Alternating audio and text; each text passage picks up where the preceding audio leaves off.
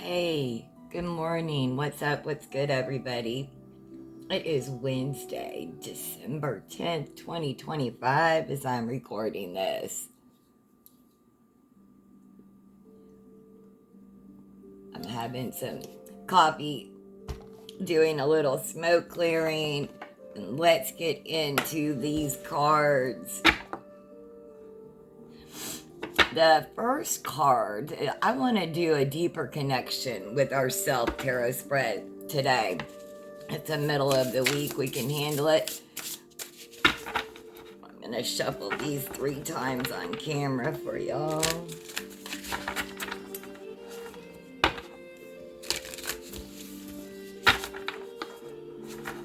I hope y'all have a good Wednesday.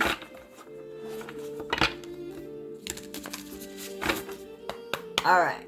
The first card out is your current influences that you're unaware of. Current influences that you're unaware of.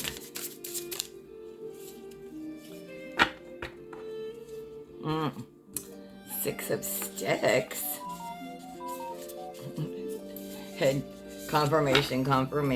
This is the energy that you're unaware of. See if it says something a little different in this. This is like usually moving on to calmer water.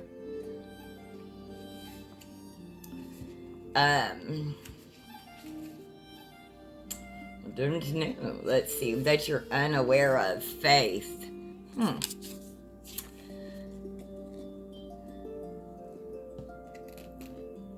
A lot of times we get a strong intuition about something, a change we need to make, a person we need to distance ourselves from, a job we need to leave, a city we're being called to. But then our minds take over and we start second guessing ourselves. If you've been waiting for a sign, this is it. The message of the Six of Swords is simple. There will never be the perfect time. Here we see a woman rafting down some white water rapids. Nothing is elegant about it, but she's still doing the damn thing. She's more focused on making it to the other side than worried if she gets some bruises along the way. When this card is pulled, you can stop all the researching and picking people's brains and reading self-help books and asking your friends for their opinions, because none of this is actually all that helpful to you right now. You know what you need to do, and it's a matter of having faith in yourself to move forward. You may not have everything lined up exactly how you want, and there may be 1,000 more things you think you need to feel prepared, and you may already be aware that your actions will piss someone off. Do it anyway. So the current influences that you're unaware of is your lack of faith in yourself. Now's the time. Do the damn thing. No, there is never the perfect time to change jobs, move, start a family, XYZ. Ask him, ask her to be your lover, to be your husband, wife, partner. Tongue-tied spirits, I guess. You know, if you sit around in life waiting for the perfect time, you'll never have a life, right? Life is lived, not waiting for it to be perfect. It's lived rough and bumps and bruises. Life has lived in that gray area.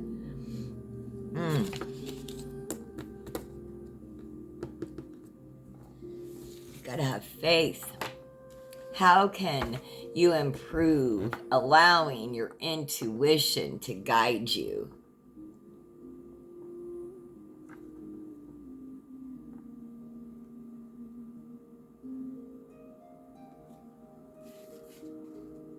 You've got to have faith. And so then, how can you allow your intuition to guide you with that? It's the second card. How can you allow your intuition to guide you?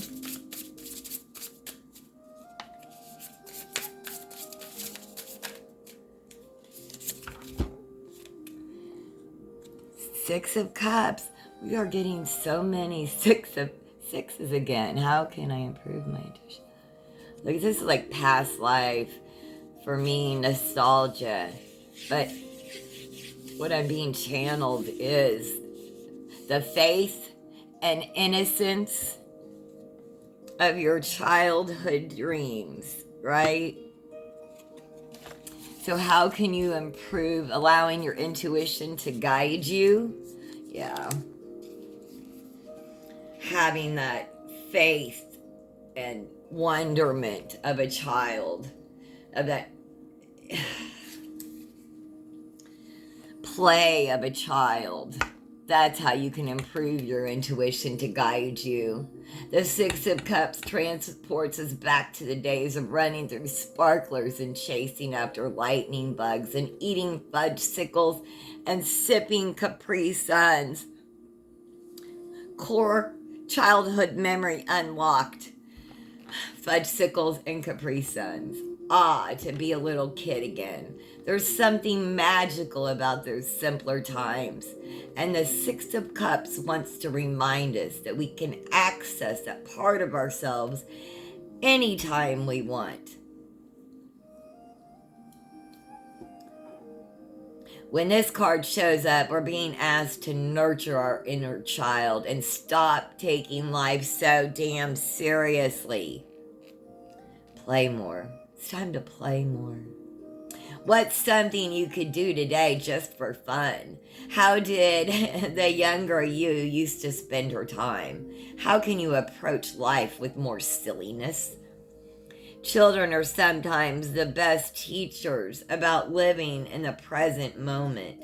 They say what they want to say and run around in circles and giggle loudly and make weird faces and stare at butterflies and splash in puddles simply because they feel like it.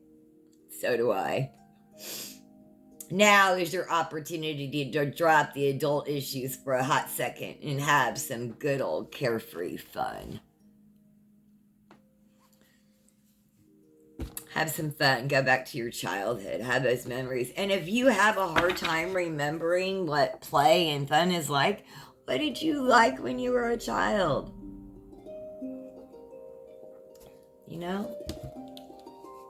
If you have children or grandchildren, what do you like to do with them? Is there any play that you enjoy? Like, we have to learn to play. If you don't know how to learn to play again. So important. What's something that's holding you back from your optimal growth? Holding the collective back from their optimal growth. Nine of Cups. This is holding you back from your optimal growth.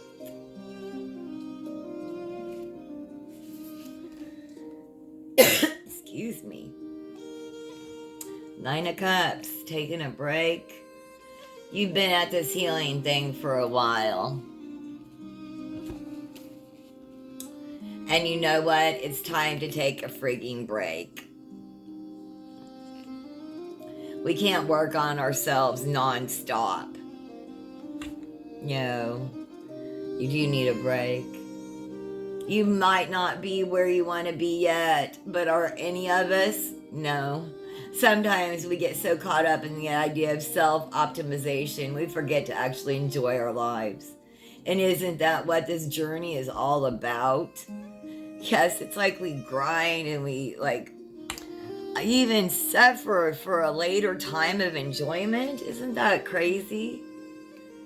The journey is the enjoyment along the way. Like, that's where our focus is going to be this year. To liberate ourselves from the grind so we can experience more pleasure. When the Nine of Cups is drawn, it's an invitation to live a little.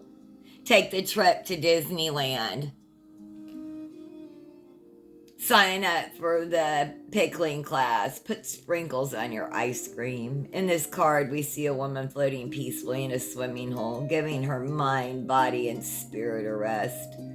The dragonflies are dancing in a heart, representing all the little joys we might miss when we are constantly striving for what's next. Yes. Slow down and enjoy the journey. If you aren't, what's the point? Taking breaks is a vital part of our spiritual journey, and right now might just be the perfect time to kick back and relax. Do you need a break today? It's Wednesday. Take one. You know. What's the next important lesson that you're going to learn? Next important lesson the collective's going to learn.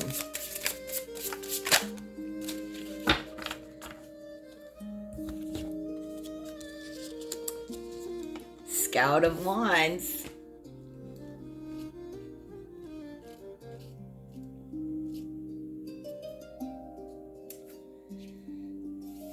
About being present. This could, like everything is pointing into this. The Scout of Wands is a go-getter, a little intense, and a total blast to be around. There's something enchanting about doing something you've never done before, you know?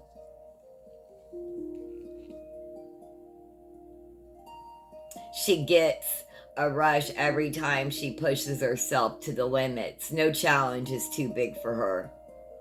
She's happiest when she feels like she's experiencing life to the fullest. Something that can be hard for the Scout of Wands is slowing down to enjoy the present moment. She sometimes gets so busy chasing after the next big thing she misses out on the magic that's right in front of her. Maybe it's the way the sun hits the leaves on a crisp autumn day, or how her partner kisses her goodnight on the tip of her nose, or the warmth of her morning coffee.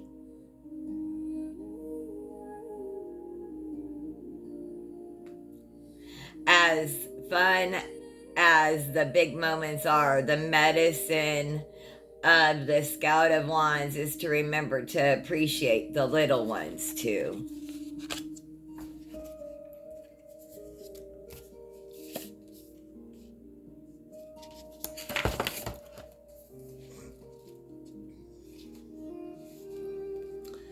And that self-love was turned over, and this is, how does this lesson contribute to my life purpose?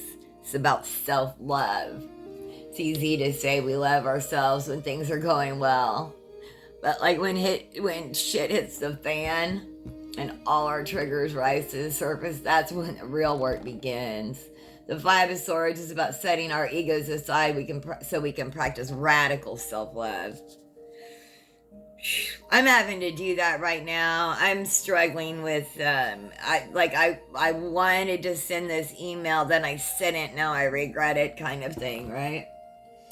Okay, the Five of Swords is about setting our egos aside so we can practice radical self-love. I'm not talking about bubble baths and affirmation, but the kind of self-love where you have to make tough decisions and swallow pride and risk humiliation.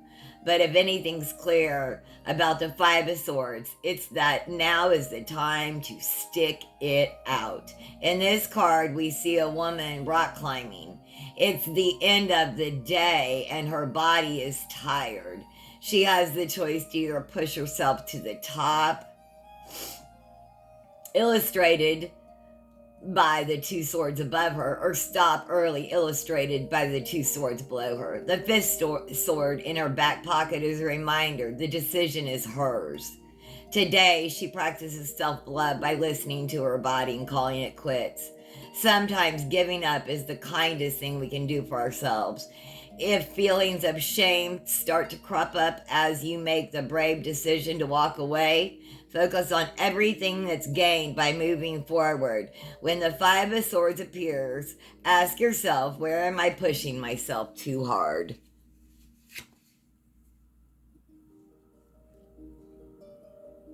Or are you pussy? You need to practice radical self-love. Give yourself a break. And if the kindest thing you can do is give up, quit, walk away, then that's what you need to do. What's a message from your guides or spirit today? What's a message from your angels, ancestors, spirit guides today? This was the truth. The truth. Ace of Swords. I'm going to read it out of here. And justice fell to the floor as our bonus card, we're going to say. Let's read the Ace of Swords. It's the truth. Clarity.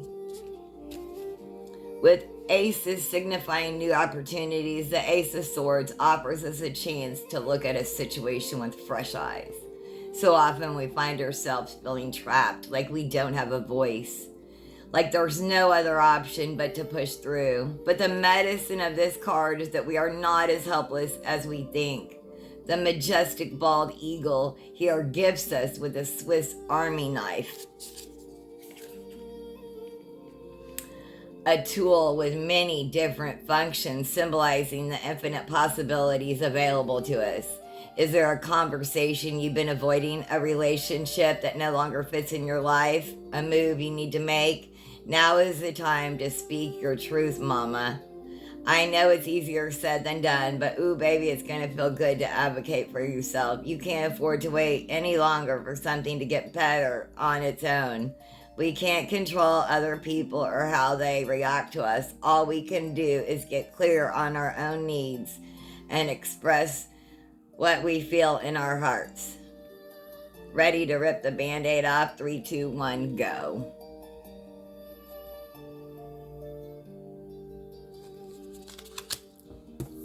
And to clarify, justice.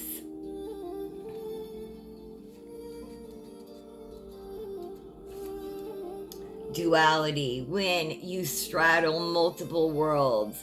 Hi, it's all of us. It can be hard to know where you belong. Like me, being mixed race, I often feel too Asian for whites and too white for Asians, constantly figuring out how to feel enough in a world that seems committed to slicing me up. This is the vibe of the Justice card. Having your feet in two boats while trying to make room for duality. You can be both privileged and oppressed. You can be white passing and still experience racial trauma. You can feel grateful and let down at the same time. You can identify one way today and another tomorrow. If you're dizzy running around in circles trying to find your people, or tired of giving a dissertation on your existence, or on the verge of ripping into two because your identities are pulling you in different directions, you're in luck, because the Justice card is here to help you feel whole again. The labels that society gives us are not what creates an identity. What creates an identity is a knowing in your heart, a feeling in your bones. You never have to earn the right to be who you are. I'm going to leave that here. I hope you have the most blessed Wednesday. Please like, share, and subscribe. Thank you so much for joining me. This is Stevie's Tarot.